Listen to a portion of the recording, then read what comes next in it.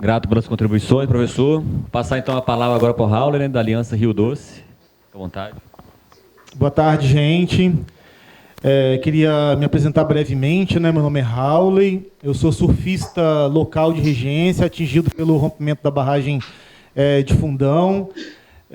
Sou membro da Aliança Rio Doce, que é um coletivo, né, que mobiliza uma rede, que é a rede Regenera Rio Doce, onde a gente tem aí acumulado 8 anos, né, olhando para os desafios, né, da presença dos rejeitos de mineração ao longo do Rio Doce, na planície costeira, e olhando para possíveis reflexões que nos levem a viver bem no ambiente desafiador que a gente tá inserido, né?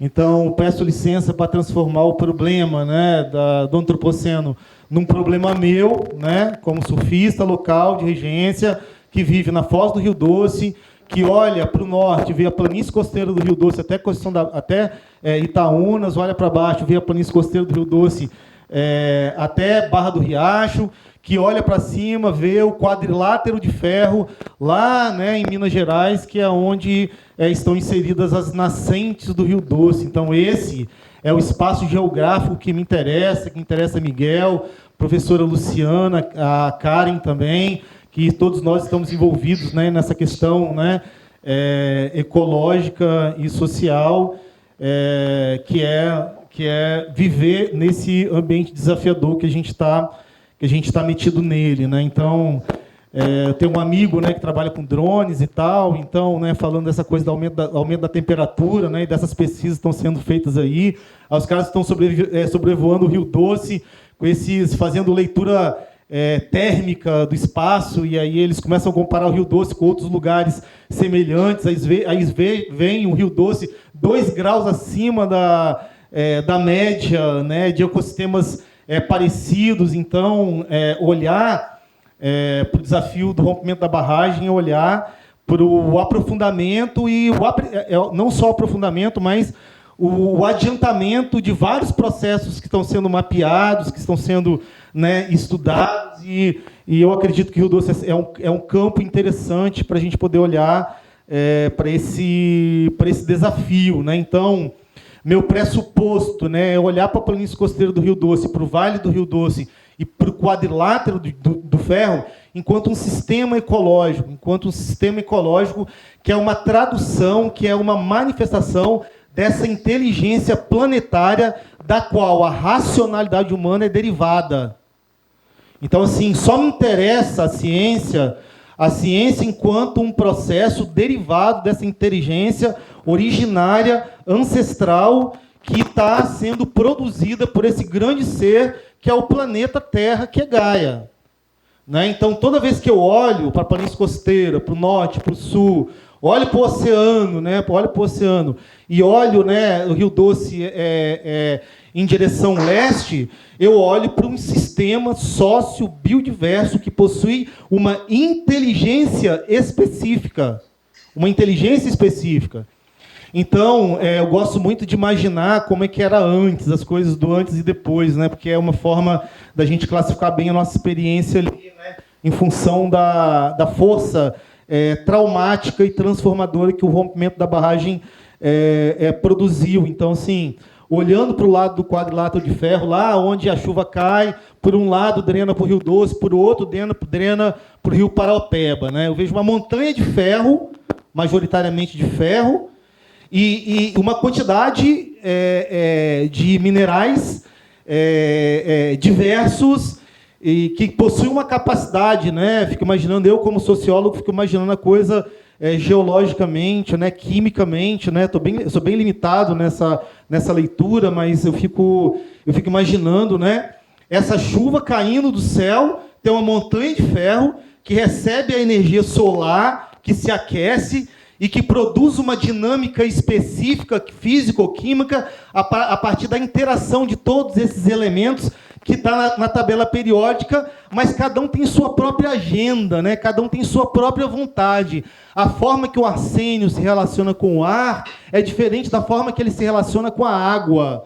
E esse é um princípio que se aplica a todos esses outros seres que possuem a sua personalidade específica e as suas próprias formas de tradução a partir do contato com os outros elementos, né? Quando o ferro interage com o oxigênio, isso gera uma oxidação e isso cria uma característica físico-química específica. Então, eu penso essa montanha de ferro enquanto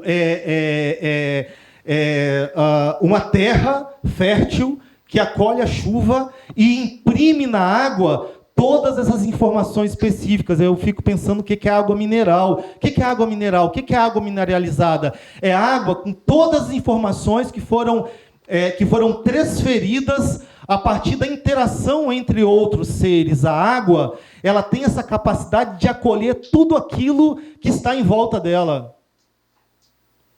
A água, ela tem condições de acolher muita coisa que não é água. Ela tem essa capacidade, sabe? Essa capacidade de acolhimento. Então, o que é o Vale do Rio Doce? O Vale do Rio Doce, o Rio Doce, né? O Rio Doce é esse canal que concentra toda essa inteligência, que é físico-química, eletromagnética, que se traduz muito biologicamente. É o reino mineral imprimindo a sua característica no reino vegetal. Por exemplo, toda aquela vegetação ela é característica em função de como esse ecossistema ele se alimenta, né, de todos aqueles minerais, né? E eu olho para essa inteligência, né, o Rio Doce criando, a partir dessa inteligência que é de Gaia, cuja inteligência humana, racionalidade humana é uma tradução, e eu coloco os povos originários ali no Vale do Rio Doce, e de que forma esses elementos, águas, minerais, humanos, vegetais, foram criando esse ecossistema sócio-biodiverso que é incrível do ponto de vista biológico.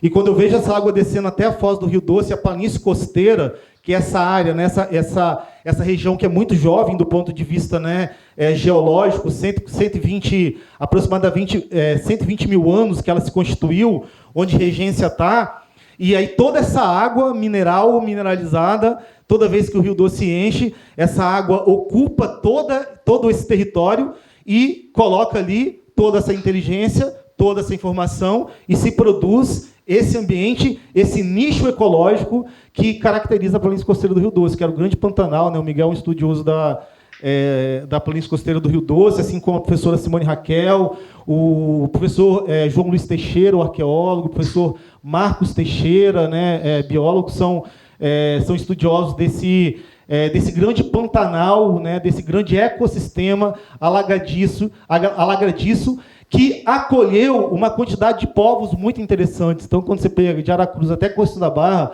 a quantidade de comunidades indígenas, comunidades de manguezais e comunidades quilombolas que que fazem desse espaço, esse espaço de reprodução do seu modo de vida, a gente pode imaginar a importância, né, sócio-biodiversa desse espaço.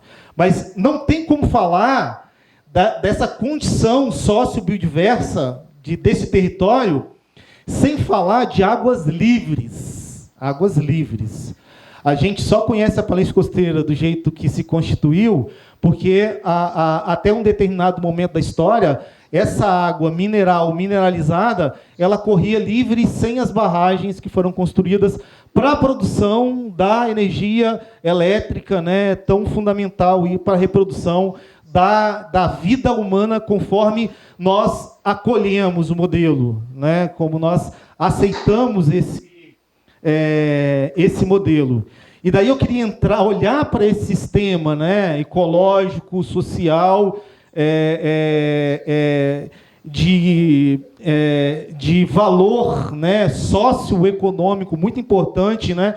As principais, né, a planície costeira do Rio Doce é uma área de exploração de petróleo muito intensa, né, em função dessa constituição, dessa inteligência, né, que se constituiu.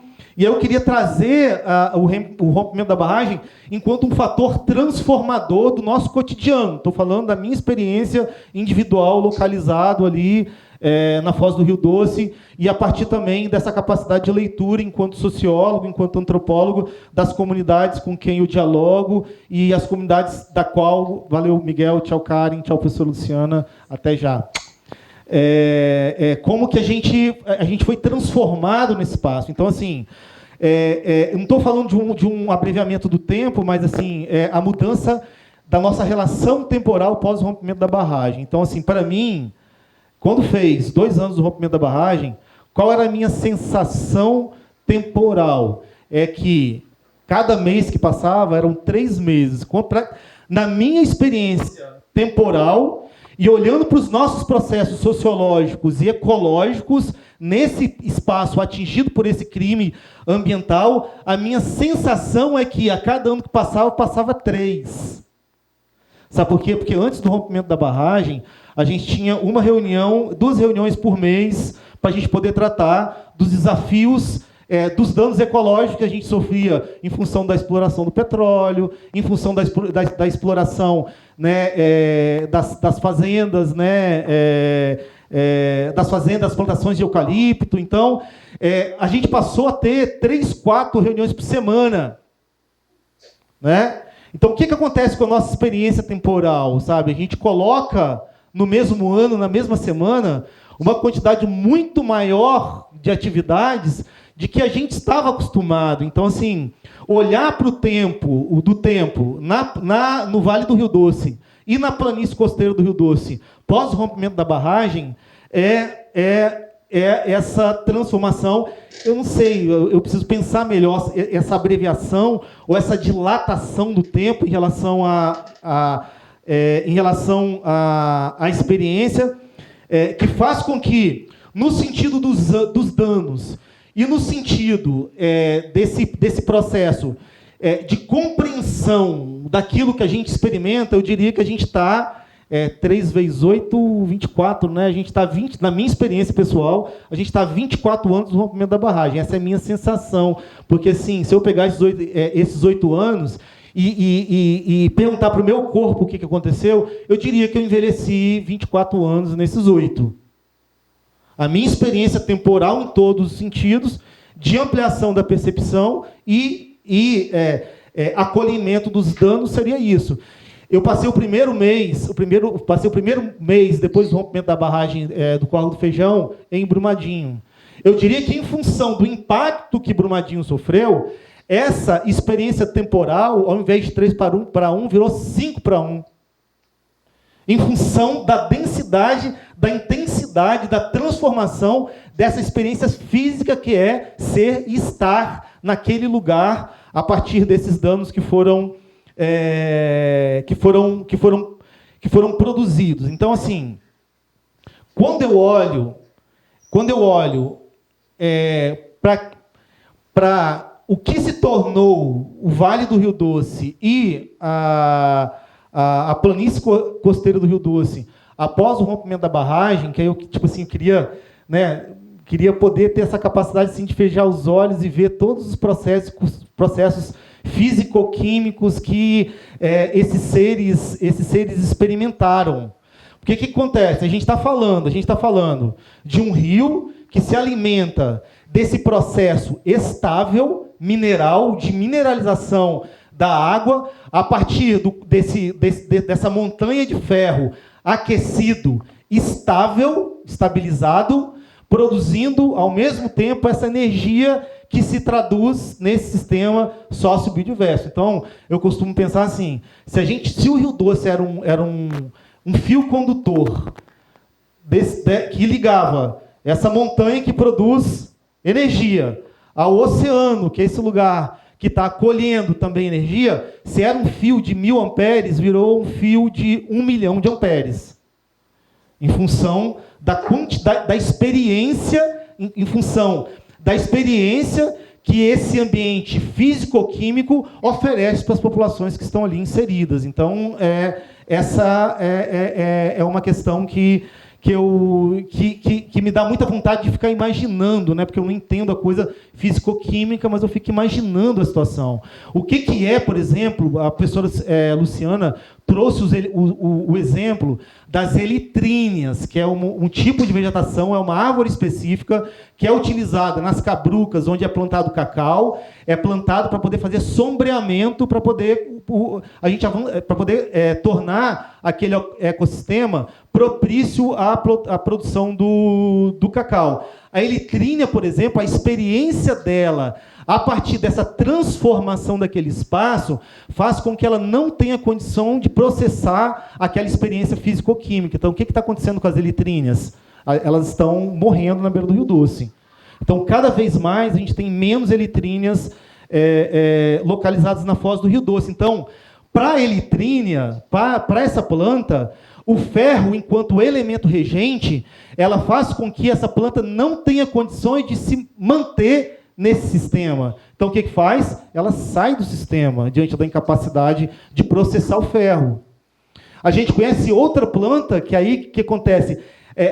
A eritrínia não é amiga do ferro, agora a castanheira o sombreiro é. A capacidade, por exemplo, que a castanheira tem de processar ferro, a partir da absorção no solo, e devolver para o ecossistema a partir das folhas, é outra experiência. A castanheira é amiga do ferro. Então, teve um geógrafo, Germano, que fez o doutorado dele sobre o Rio Doce. Em determinado momento, ele falou assim: Raul, você não precisa aceitar nada em relação ao Rio Doce. Você não precisa aceitar nada. Você não precisa aceitar a indenização, você não precisa aceitar a injustiça que está se constituindo, mas uma coisa você vai ter que aceitar, que é o ferro passou a ser o elemento regente da vida de vocês. É o ferro que determina quem vive e o ferro que determina quem vai sair do sistema. Quem vai se fortalecer a partir dessa relação, dessa capacidade de processar, de transmutar, de se alimentar e da incapacidade que não. Então, a presença do ferro no sistema gera uma transformação muito profunda. Muito profunda. Pensando em termos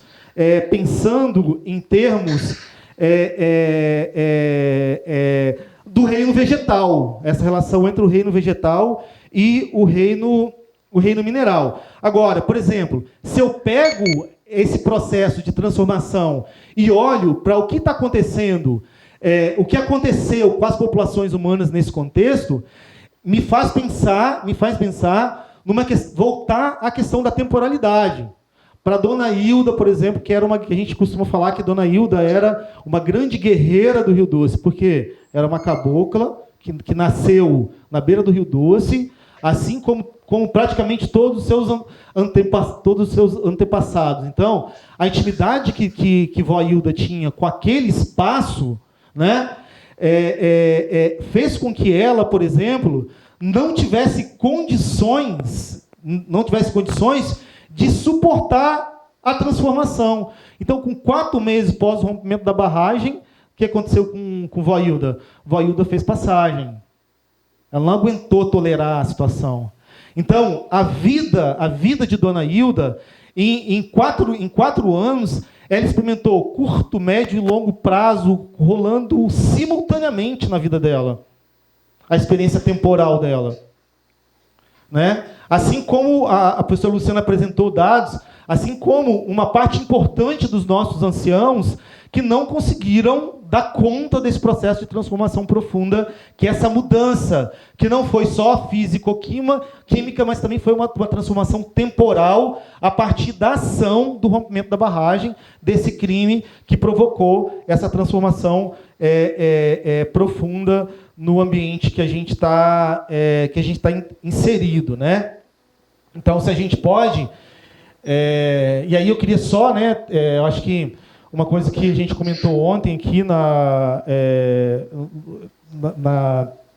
ontem à tarde, né? No seminário, foi, né, que, por exemplo, se a gente olha, né, para a multiplicidade de experiências que a gente tem, a professora Ana Paulina Paulelli, ela fez análise do nosso cabelo, nossa urina, do nosso sangue em 2017, na Foz do Rio Doce, coletando 500 amostras de mais ou menos 5 comunidades na Planície Costeira do Rio Doce. tese de doutorado dela na área de bioquímica.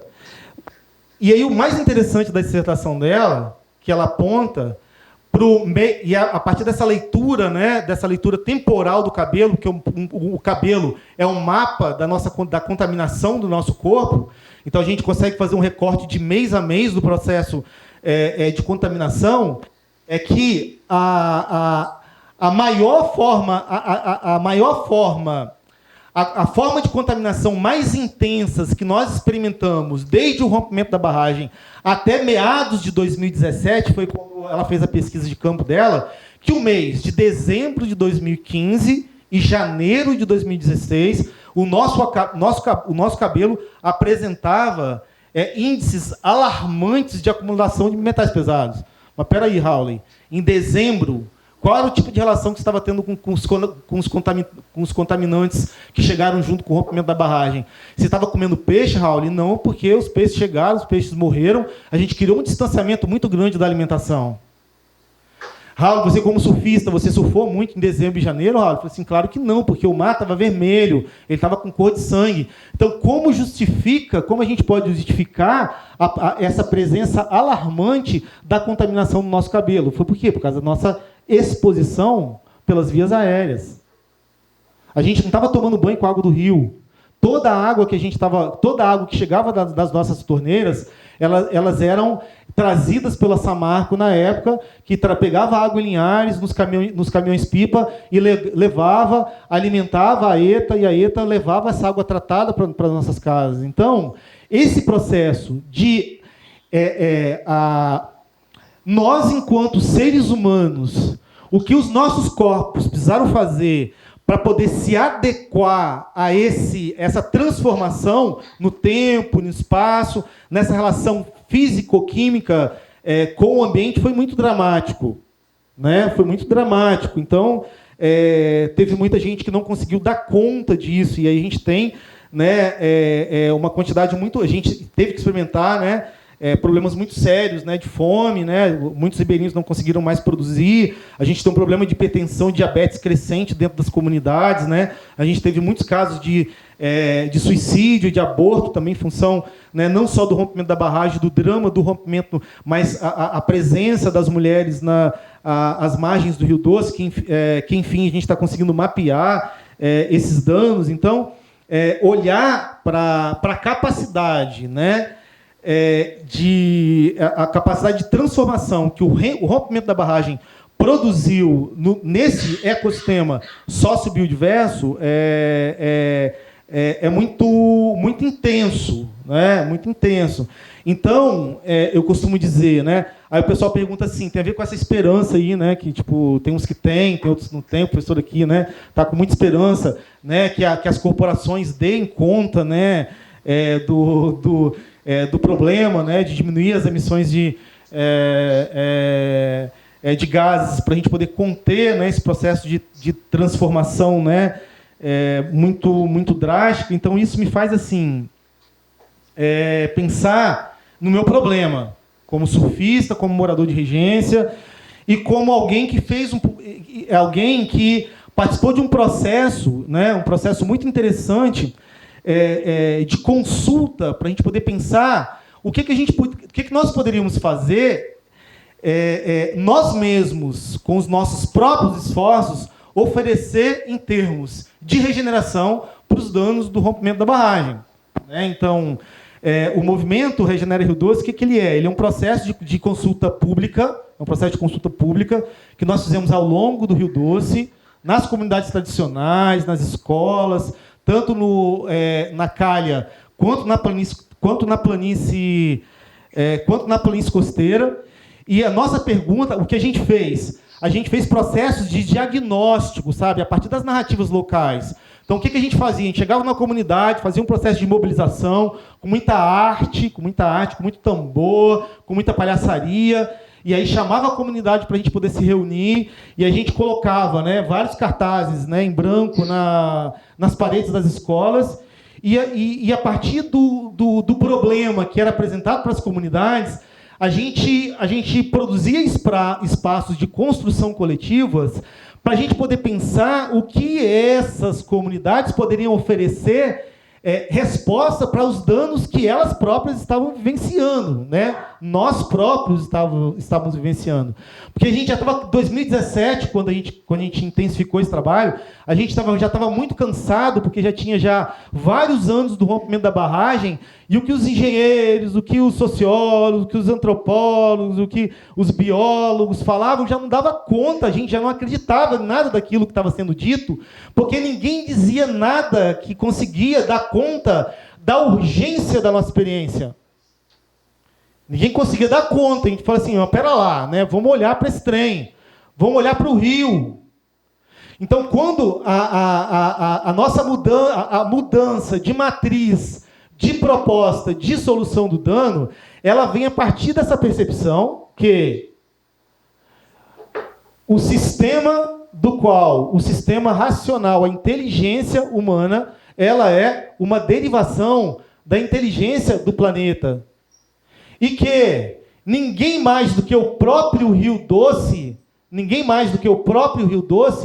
tem a capacidade de dizer qual é a melhor forma para a regeneração.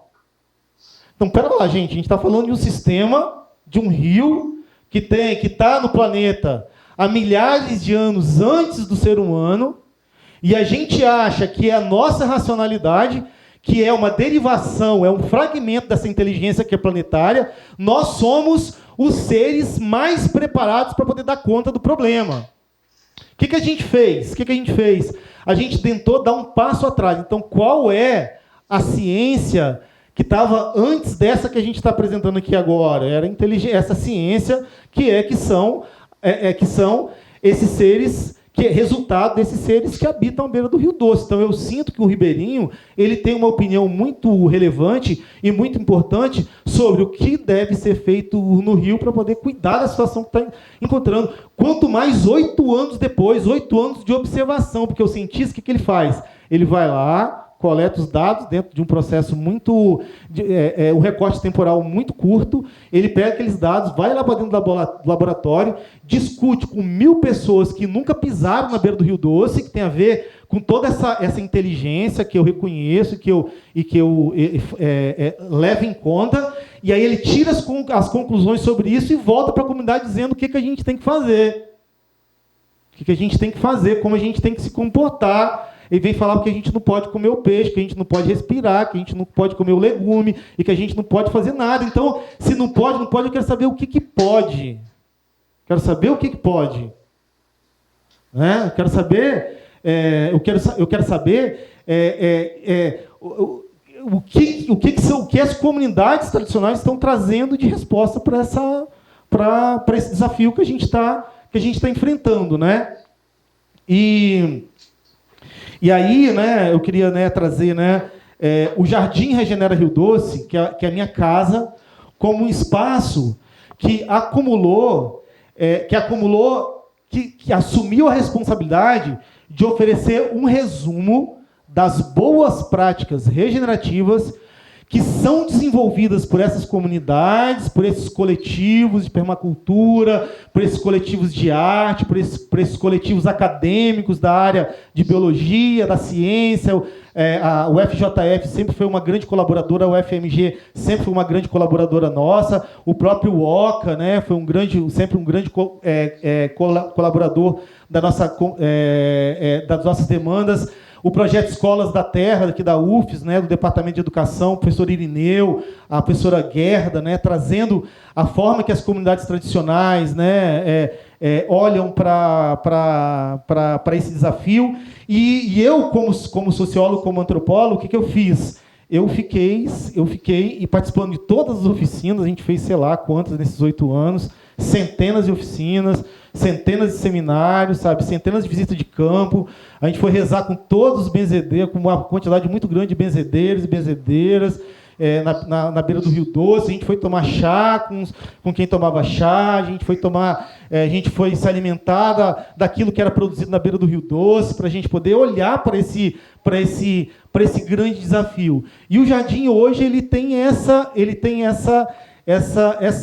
pretensão, que é A partir de um processo de construção coletiva, com contribuição das comunidades, da comunidade científica e da ciência e da sociedade civil organizada, essa proposta popular, comunitária, baixo custo para a gente poder olhar para o nosso problema.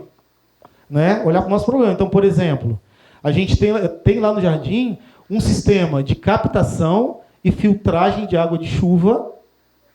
A gente tem um sistema de filtragem da água da torneira, porque a captação do Rio Doce, a ETA capta a água do Rio Doce a 300 metros do leito do rio.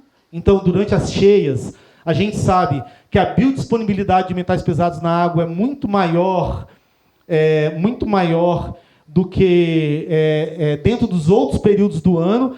A gente tem um sistema de filtragem para metais pesados, que são novas tecnologias que a galera está usando lá na Índia em função dos problemas químicos que aquelas populações já utilizam. A gente tem uma série de propostas, né, de uso medicinal das plantas para a gente poder conseguir olhar para esse desafio que está dentro da gente. A partir de quê? A partir da experiência empírica de quem está estudando na beira do rio. Mas espera lá, Raul, o que a gente tem que fazer para poder transformar essas experiências, por exemplo, em políticas públicas? A gente precisa de apoio da universidade. Esse sistema de filtragem de água da torneira, que, na minha crença, na minha fé, está filtrando, eu não tenho condições de dizer que o sistema é eficiente ou não. Por quê? Porque eu não consigo... Porque eu ainda não encontrei um estudante de graduação, um estudante de mestrado interessado em olhar para esse grande desafio da água nesse ambiente desafiador que a gente está vivendo. Então, assim, uma coisa que eu falo pelo Rio Doce nas nossas andanças, eu falo assim, é possível viver nesse ambiente desafiador que a gente está? É possível sim, desde que a gente mude os nossos comportamentos. Então, uma coisa que a gente tem que fazer é mitigar os danos. Como é que a gente mitiga os danos? Por exemplo, utilizando essa água, que apesar de haver indícios de que o spray marítimo contamina a chuva, mas quando a gente olha para a mitigação de dano, eu prefiro beber água da cisterna da minha casa do que da água da torneira. Eu prefiro, por exemplo, cozinhar batata na água da chuva, que é desmineralizada, né, e que pode conter traços de metais pesados, do que a água da torneira, porque eu não tenho condições de cozinhar batata em água mineral. Tem gente que cozinha macarrão na água mineral. Eu não tenho condições financeiras de cozinhar macarrão na água mineral. Tem gente que tem, mas a grande parte da população não tem. A grande parte da população não tem. Então, assim, eu fico olhando, né? Eu fico bem triste quando a gente tá no Brasil, né? O SUS está prestes, por exemplo, a tirar a homeopatia das práticas integrativas complementares reconhecidas pelo sistema de saúde. Quando você vai em Espera Feliz, ali do outro lado ali do Caparaó Mineiro, a gente tem comunidades que a partir do cuidado homeopático em relação aos metais pesados, a partir da contaminação por metais pesados nas lavouras de café, a gente tem experiências de 20 anos naquelas comunidades de cuidado à saúde, de regressão dos problemas de saúde que aquelas comunidades vivenciavam. Né? Então, sim, eu fico me perguntando porque até hoje, 8 anos depois, a gente não consegue ter práticas integrativas complementares ao SUS dentro das comunidades impactadas pelo rompimento da barragem. As práticas integrativas complementares ao SUS, elas são, em termos de política de saúde, são as mais baratas, são as mais baixos custos. E eu fico me perguntando, ô Jesus do céu, o que a gente precisa fazer para a gente poder conseguir implementar essas políticas? São políticas muito simples, gente. Os indianos, através de aplicação de rena no corpo, não tem a rena que utiliza para poder tingir o cabelo, tingir o corpo, os caras aplicam rena, os caras fazem análise de concentração de metais pesados na Índia a partir da aplicação de rena. E para a gente poder conseguir fazer uma análise de metais pesados, a gente tem que sacrificar um pesquisador. A Ana Carolina Paulelli, aquela, né, que a gente mostrou a tese de doutorado dela, ela, tipo, eu na minha interpretação falo que ela fez um sacrifício acadêmico, porque as consequências sociais existenciais de produzir uma tese sobre o nosso sangue, a nossa urina, o nosso cabelo, é extremamente dramática. É extremamente dramática as consequências. Então, assim, eu olho, fazendo uma retrospectiva daquilo que a gente experimentou ao longo desses 8 anos de lama e luta. Eu tenho um duplo sentimento. Um sentimento que ele é pessimista em relação à questão da raça humana. Eu sou muito pessimista em relação àquilo que a escolha que a raça humana fez enquanto espécie. Essa escolha parece que é um caminho sem volta, né? Independente do tempo, mas eu sou muito otimista em relação à capacidade de Gaia, dessa inteligência planetária, dar conta de todo esse processo. Porque para a inteligência planetária não tem nada novo acontecendo. Porque fisicoquimicamente, esses processos fazem parte dessa inteligência primeira, de qual tudo isso está acontecendo, é uma derivação. É uma derivação.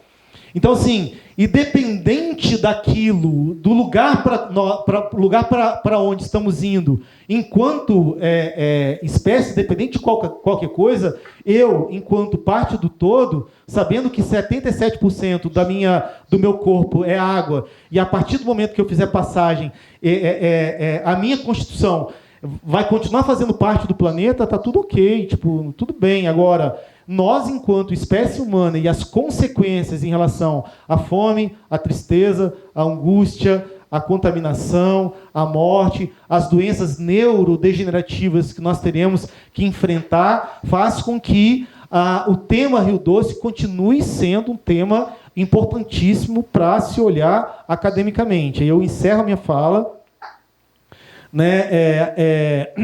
colocando à disposição, o Jardim Regenera Rio Doce enquanto um espaço coletivo, um espaço de pesquisa e desenvolvimento. Ali a gente produz óleos essenciais, a gente produz álcool, sal, a gente tem um estudo, eu ouso dizer, um estudo farmacêutico, apesar de eu ser sociólogo, e quem está ali estudando junto com a gente, a maior parte das pessoas não tem diploma acadêmico para poder provar que o que está sendo feito tem eficácia, mas a nossa experiência, a gente pode dizer que sim, que a gente tem várias propostas, propostas de solução para as consequências de estarmos lá. E aí eu queria fazer um convite para a comunidade acadêmica de olhar para essas iniciativas, para essas propostas, que vocês podem encontrar tanto no Jardim enquanto uma síntese, mas essas propostas em cada comunidade que faz parte da rede, desse movimento que a gente chama Regenera Rio Doce, que está de ponta a ponta, Planície Costeira, e de ponta a ponta, de Regência até Mariana. Então, amanhã à tarde eu não estaria em casa, professor, não estarei, se vocês estiverem lá, uma visita de meia hora no jardim, dá para a gente poder mostrar de forma prática, sem precisar de falação, de como esse sistema sócio-biodiverso, que é uma tradução dessa inteligência rio, planície costeira, pode oferecer em termos de regeneração. E um convite para a comunidade acadêmica fazer desse espaço um espaço de pesquisa. Então, eu encerro assim a minha contribuição, dizendo que é possível, sim, viver lá, mas o diálogo entre esse saber antigo, ancestral, comunidade acadêmica e sociedade civil organizada pode facilitar, sim, a nossa vida nesse ambiente desafiador. Gratidão, professor, por criar esses espaços, eles precisam ser criados para a gente poder não deixar esquecer essa narrativa, e esse crime que foi praticado contra as populações que vivem às margens desse grande ser, desse ser que a gente chama Rio Doce, que os Krenaks chamavam de Uatu, e que, de fato, ele é o antepassado, é alguém que se senta do lado dele e pergunta o que pode ser feito para que a vida possa melhorar as suas margens. Então, gratidão, gente, e vamos lá continuar esse debate. Valeu.